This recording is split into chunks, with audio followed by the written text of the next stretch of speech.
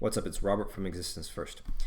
Wherever you're at on planet Earth, you're encountering problems and obstacles, and somehow you have to get through those.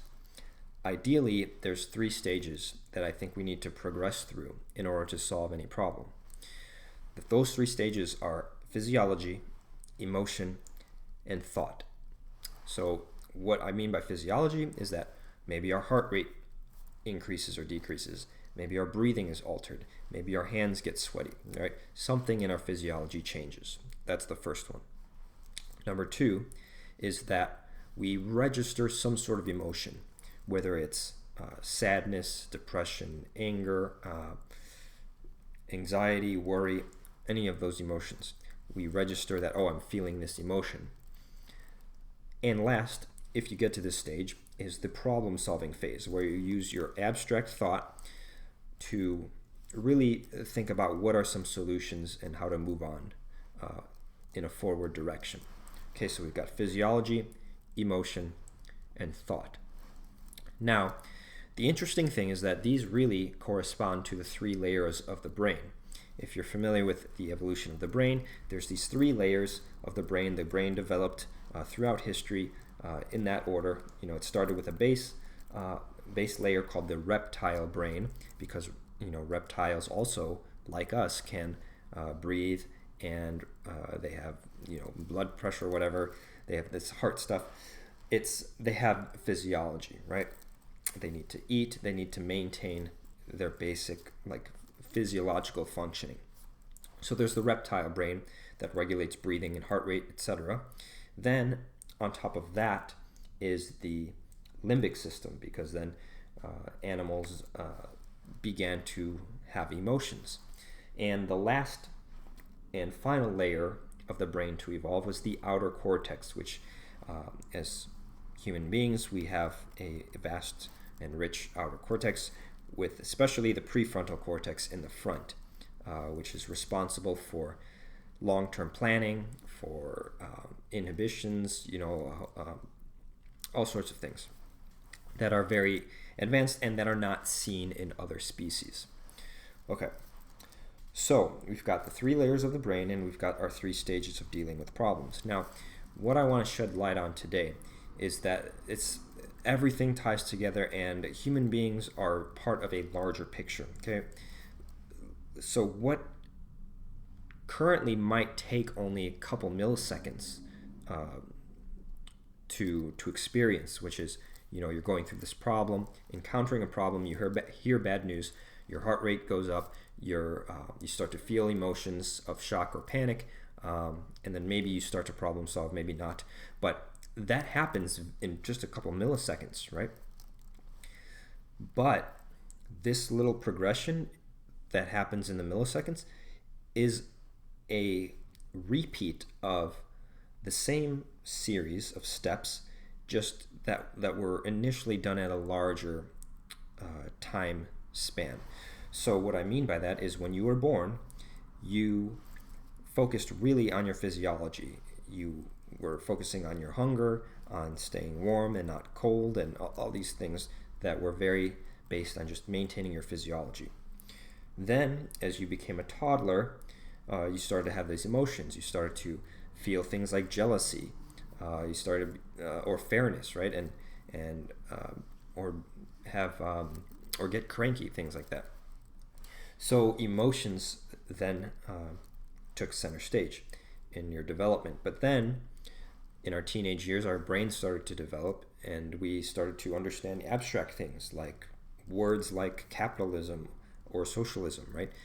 Abstract concepts that a 4-year-old doesn't really understand. And then that progression kept going all the way until age 25, which is supposedly the age at which the prefrontal cortex finally reaches its full development. So from age 0 to 25, we actually go through this same progression of physiology, emotions, and then thought. Now it gets even bigger, though, because what we see as human development in current day and age, like the year 2020, didn't just happen boom like that. Human development is actually a repeat of the evolutionary process. So what you see a human being go through from age 0 to 25 is actually what the planet went through, or animal species went through, from millions and millions of years ago until today. And what do I mean by that? Well, it was 300 million years ago that reptiles first walked the earth. Okay, 300 million years ago is when the reptile brain started. Fast forward to about halfway to present day, 175 million years ago, that's when mammals first started walking planet Earth. And I'm kind of presuming here that mammals had this emotional part of their brain. After all, the definition of mammal is the female of the species produces milk for the young, and I can see how a emotional bond can begin there. Then, fast forward to as recent as 200,000 years ago, that's when Homo sapiens began to walk planet Earth.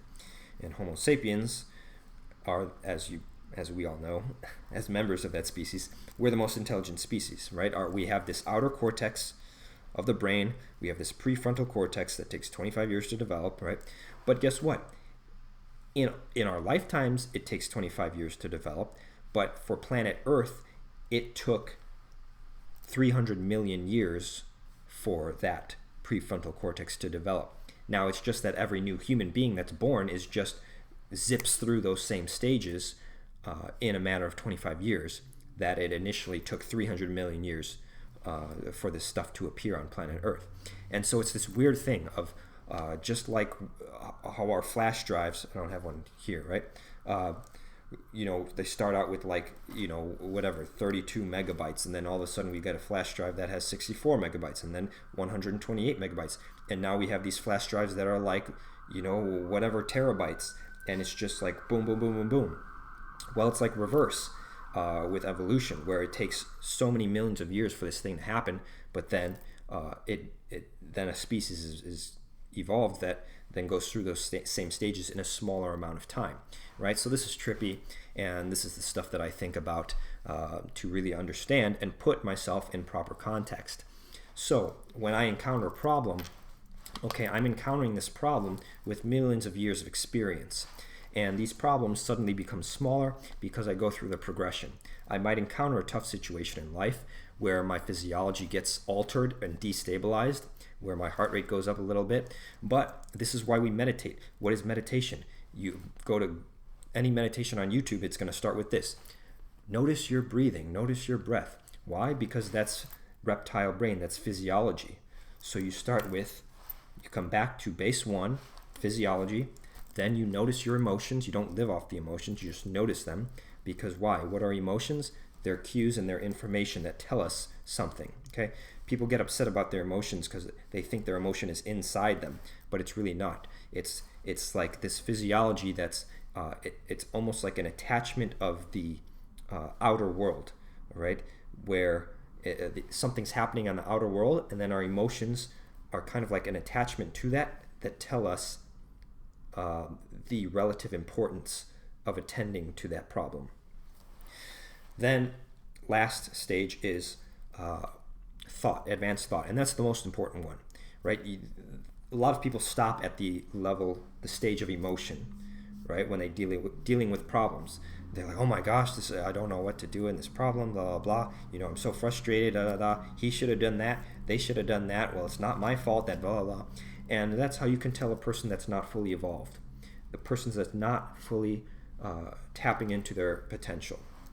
And that's sad to see. I want to see everybody max out their potential, and that means everybody needs to let go of these emotions, understand them better, and walk with me to this final stage of using that prefrontal cortex of yours to problem solve and say, okay, well, this is how I feel about it. Now, what are my options of now what can I do about it? I can do option 1, I can do option 2, I can do option 3. Which one will best get me to the desired outcome that I want? See, that's what Homo sapiens is about.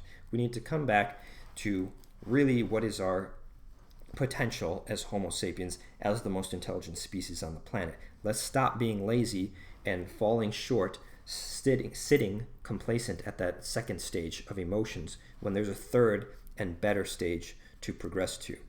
All right, thanks for watching. Next weekend, today's the 22nd, next weekend I'm going to be doing a workshop on staying strong during times of COVID. And this is because people are getting beaten down emotionally by all of this, coronavirus stuff and the quarantines and whatnot.